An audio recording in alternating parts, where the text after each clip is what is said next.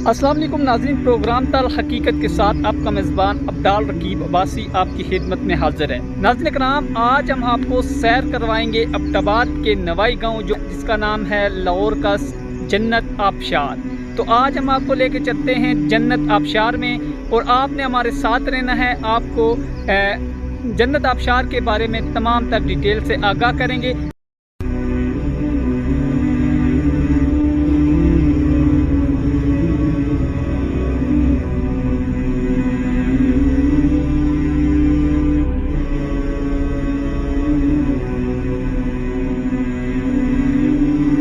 ناظرین بالکل ہم ابھی چل رہے جنت آبشار کی طرف، اور یہ آپ کو لائیو مناظر بتائیں گے کہ یہاں کا جو راستہ ہے، راستے کے جو مناظر ہیں، راستہ کیسا ہے آپ دیکھ سکتے ہیں کہ انتہائی مشکل راستہ ہے۔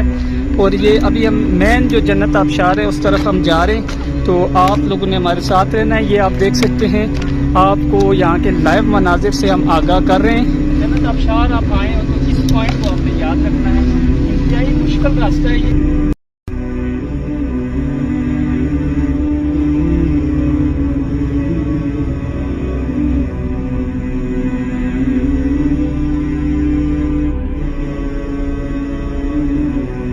کام جیسے ہی ملک بھر میں گرمی کی شدت میں اضافہ ہوا تو ملک کے طول و عرض سے سیاحوں کی بڑی تعداد نے جنت آبشار کا رخ کر لیا۔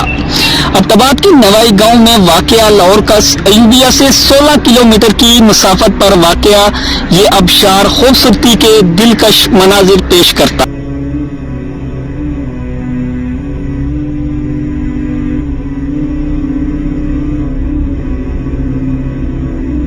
خوبصورتی کی بڑی وجہ پہاڑوں کے دامن میں واقع جنت آبشار کا ٹھنڈا پانی سیاحوں کے لیے توجہ کا مرکز بن گیا۔ اس کے ٹھنڈے پانی سے لوگ لطف اندوز ہوتے ہیں۔ عبد آباد کے نوائی گاؤں لاہور کا خوبصورت وادی سیاحوں کو اپنی طرف کھینچ لانے پر مجبور کرتی ہے۔ یہ دل مچلانے والی آبشار پہاڑی کے اوپر سے نیچے جب گرتی ہے تو اس کی نالی موسیقی سے دل مچل جاتا ہے۔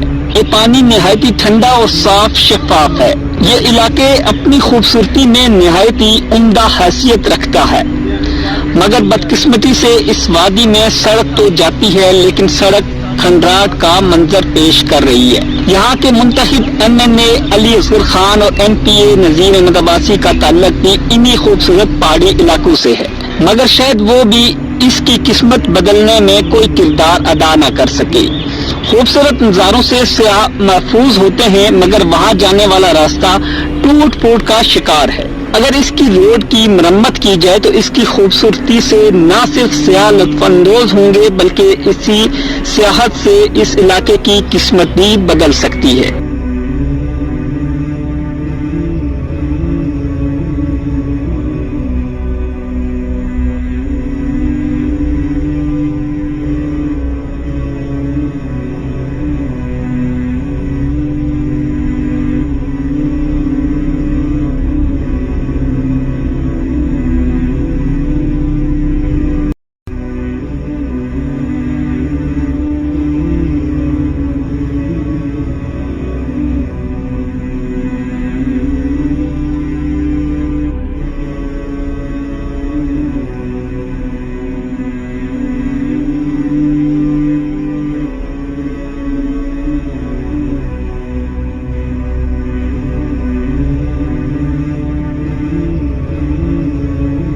انور عباسی کے ساتھ عبدال رقیب عباسی، TH نیوز، اسلام آباد۔